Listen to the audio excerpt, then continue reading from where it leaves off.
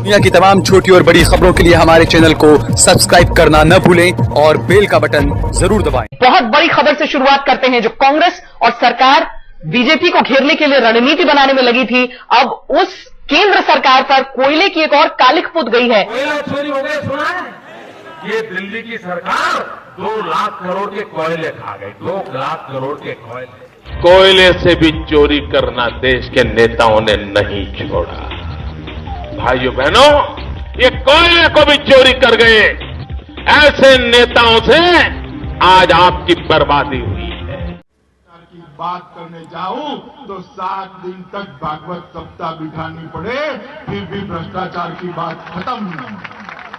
12 लाख करोड़ रुपए का घोटाला। दोस्तों में सहल कुरैशी, आपको याद होगा 2012, 13, 14 का वो प्रचार, 2G घोटाला, कोयला घोटाला, क्या क्या बातें नहीं की नरेंद्र मोदी ने उस वक्त, और सत्ता में आ गई मोदी सरकार। अब की बार मोदी सरकार, ये तमाम नारे आज उस वक्त झूठे साबित हो गए जब पूर्व सीएजी विनोद राय ने कोर्ट के अंदर इन घोटालों को लेकर कांग्रेस के नेता संजय निरुपम से माफी मांगी। सोशल मीडिया पर इसे लेकर जबरदस्त हंगामा मचा हुआ है। दरअसल हुआ ये दोस्तों, क्योंकि हम सबको पता है कि मोदी सरकार जो सत्ता में आई 2013-14 में किस तरीके से माहौल बनाया गया था कि 2G घोटाला हुआ, कोयला घोटाला हुआ। मोदी जी हर जगह बोला करते थे कि जमीन से लेकर आसमान तक हर जगह पर जो है वो घोटाला कर दिया है। ये तमाम चीजें हो रही थी दोस्तों।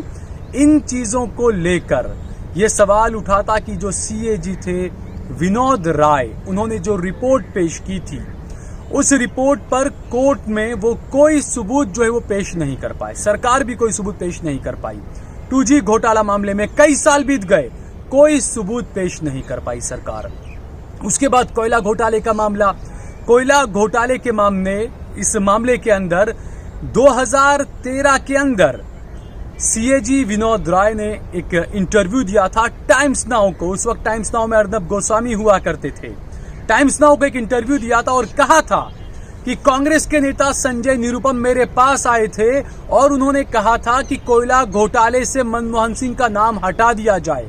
और उसके बाद, इस इंटरव्यू के बाद, विनोद राय ने अपनी एक किताब छापी थी। उस किताब के अंदर भी इस बात का जिक्र किया था कि संजय निरुपम मेरे पास आए थे और ये कहा था कि मनमोहन जी का नाम आप कोयला घोटाले से हटा दीजिए। इस बात को लेकर माहौल इस तरीके से खड़ा किया गया था कि बहुत बड़ा घोटाला हुआ है और मनमोहन सिंह भी उसमें शामिल हैं। लेकिन आज ये बात साफ हो चुकी है कि कोयला घोटाला और 2G घोटाला महज एक जुमला था। जैसा 2014 में जो जुमले गढ़े गए थे, 15-15 लाख आएंगे तमाम जुमले, तो ये साबित हो गया कि कोयला घोटाला और 2G घोटाला भी जो है वो एक जुमला था। और इस बात को लेकर निरुपम ने विनोद राय से कहा कि आप झूठ बोल रहे हैं, आप माफी मांगिए, आपने सारी बातें गलत कही है। लेकिन विनोद राय ने उस वक्त माफी नहीं मांगी। लेकिन अब कोर्ट के अंदर विनोद राय को माफी मांगनी पड़ी है। बाकायदा लिखित में एक एफिडेविट देकर विनोद राय ने कांग्रेस नेता संजय निरुपम से माफी मांगी है। आपको सुनाते हैं संजय निरुपम का बयान। क्या कुछ कहा है संजय निरुपम ने।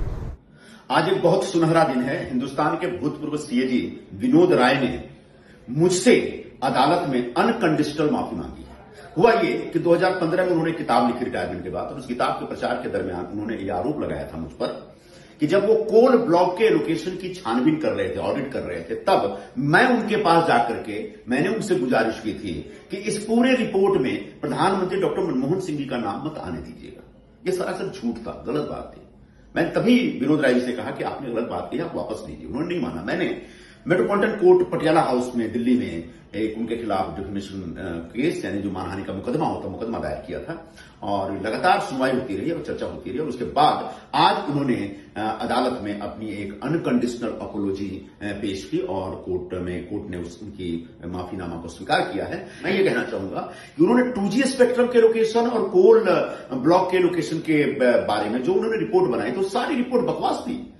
2G रिपोर्ट के बारे में तो 7 वर्षों तक सुनवाई के बाद जज महोदय ने यह कहा कि सीबीआई ने कोई इस तथाकथित घोटाले का कोई सबूत ही नहीं दिया, मतलब रिपोर्ट ही फर्जी थी। उन फर्जी रिपोर्टों के लिए भी विनोद राय को माफी मांगनी चाहिए, मुझसे नहीं, पूरे देश से माफी मांगनी चाहिए अपने इस पाप के। तो सुना दोस्तों आपने विनोद राय की माफी के बाद संजय निरुपम ने जो बातें कही है, और ये सही बात है कि 70 साल में ऐसा पहली मर्तबा हुआ है कि संवैधानिक पद पर बैठा हुआ एक अधिकारी इतना झूठ बोल रहा है और उसको कोर्ट के अंदर आकर बाकायदा लिखित में एक माफीनामा देना पड़ा कि मैंने जबरदस्ती कोयला घोटाले का यह आरोप लगाया था संजय निरुपम पर, इसमें माफी मांगनी पड़ी है। इसके बाद दोस्तों, क्योंकि यह हम सभी को पता है कि झूठ को इतना जोर जोर से चिल्लाकर बार बार बोलो कि वो झूठ सच बन जाता है। मोदी और अमित शाह उसमें माहिर है दोस्तों। हमने कई जगहों पर देखा, कई जगहों पर इन्होंने न जाने कितने कितने झूठ इतिहास को लेकर भी बोले, लेकिन विनोद राय की तरफ से इतना बड़ा झूठ कहा जाना और उसके बाद जो देश का माहौल बना था, कांग्रेस को एक भ्रष्टाचारी पार्टी करार दे दिया गया था, अब धीरे धीरे परतें खुल रही है। अब पता चल रहा है कि सत्ता हासिल करने के लिए किस तरीके से झूठ पर झूठ बोला गया, झूठे झूठे आरोप गढ़े गए।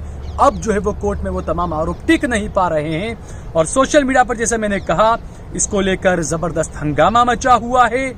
माफीनामा सामने आते ही सोशल मीडिया पर कांग्रेस के साथ हुए षड्यंत्र पर लोग अब खुलकर बोलने लगे हैं। बिहार के पूर्व सांसद पप्पू यादव ने कहा है कि पूर्व सीएजी विनोद राय को माफी नहीं, फांसी की सजा होनी चाहिए।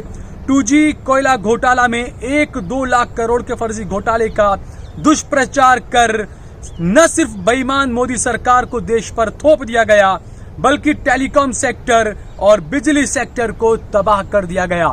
ये पप्पू यादव ने कहा है।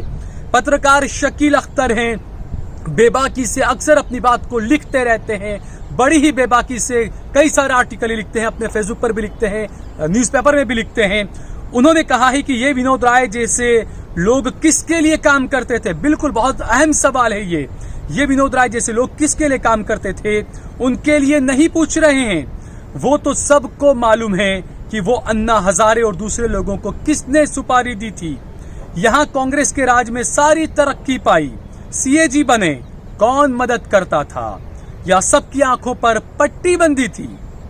लेखक अशोक कुमार पांडे ने कहा कि विनोद राय ही वो व्यक्ति हैं जिन्होंने सीएजी रहते हुए कोयला खनन से लेकर 2G वगैरह पर वो मुद्दा दिया जिसको उछालकर भ्रष्टाचार के तमाम आरोप गढ़े गए, लगाए गए। अन्ना आंदोलन के लिए और मोदी के सत्ता में आने के लिए तो ये तमाम ही आरोप जो है वो खाद पानी का काम कर गए।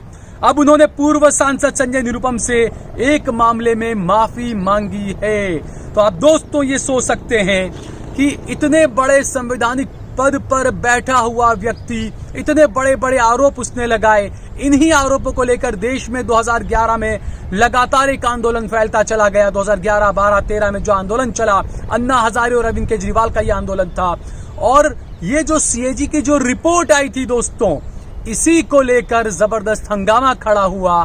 बीजेपी की पूरी लॉबी इसमें लग गई, मोदी जगह जगह भाषणबाजी करने लगे भ्रष्टाचार को लेकर।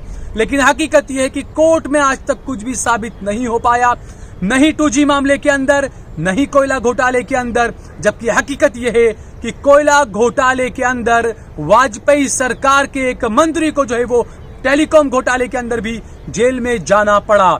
यह हकीकत है दोस्तों। कांग्रेस का कोई मंत्री जो है वो घोटाले के आरोप में, 2G घोटाला या कोयला घोटाला ऐसे कोई आरोप में जेल में नहीं गया, जबकि वाजपेयी सरकार का मंत्री घोटाले के आरोप में जेल में गया। वाजपेयी ने भी सत्ता में आने के बाद एक के बाद एक करके देश की कई सारी कंपनियों को बेच दिया था। मोदी सरकार को थोपा यहां पर सीएजी विनोद राय की रिपोर्ट के बाद। अन्ना हजारे ने पूरा उसमें समर्थन किया। मोदी सरकार सत्ता में आई और देश को किस तरीके से बेचा ये हम सभी ने देखा। तो इस वक्त जो है वो देश के अंदर झूठ का बोला बाला चल रहा है दोस्तों। आप जितना बड़ा झूठ बोलेंगे आपको बीजेपी में इतना बड़ा पद मिलेगा। आप जितना ज्यादा नफरत भरा बयान देंगे इतना बड़ा कद आपका बीजेपी में बनेगा। ये कुछ जो दिख रहा है, ये सब कुछ, इसको देखकर आप अंदाजा खुद लगा सकते हैं कि देश में क्या चल रहा है। उस वक्त प्रधानमंत्री जो थे, तत्कालीन प्रधानमंत्री मनमोहन सिंह, उन पर कितने आरोप लगाए गए, क्या क्या आरोप नहीं लगाए गए, क्या क्या उन्हें नहीं कहा गया दोस्तों। अब ये चीजों को आप सोचिए। जो अनभक्त बिरादरी के लोग हैं, मैं उनसे भी कहूंगा कि आज कोई मोदी सरकार के खिलाफ जरा सा भी चूंचा करता है तो आप ये कहने के लिए टूट पड़ते हो प्रधानमंत्री की गरिमा होनी चाहिए, प्रधानमंत्री के पद का ख्याल रखना चाहिए, इसे कमेंट नहीं करने चाहिए। तो 2011 से 14 तक आप लोग क्या कर रहे थे? जो बीजेपी के नेता आज कहते हैं कि प्रधानमंत्री की गरिमा है, वो पद की गरिमा है, ऐसा नहीं बोलना चाहिए, ये नहीं करना चाहिए, वो बीजेपी के नेता 2011 से 2014 तक क्या कर रहे थे? जो अन्ना हजारे सीएजी की इस रिपोर्ट को लेकर आंदोलन कर रहे थे, क्या वो अन्ना हजारे अब आगे आकर माफी मांगेंगे? क्या हुआ लोकपाल का? क्या हुआ भ्रष्टाचार का? क्या अन्ना हजारे कुछ बोलेंगे? क्या अरविंद केजरीवाल कुछ बोलेंगे? ये बड़ा सवाल है दोस्तों। देश में अब वाकई में ऐसा लगता है कि धीरे धीरे अच्छे दिन आने वाले हैं। अगर आपको ये वीडियो पसंद आया हो तो इस पर कमेंट करिए, इसे लाइक करिए, इसे ज्यादा से ज्यादा शेयर करिए, और अगर आपने हमारा चैनल देश लाइव सब्सक्राइब न किया हो तो हमारे चैनल को जरूर सब्सक्राइब करिए और ज्वाइन बटन दबाकर हमारा ज्यादा से ज्यादा सहयोग करिए।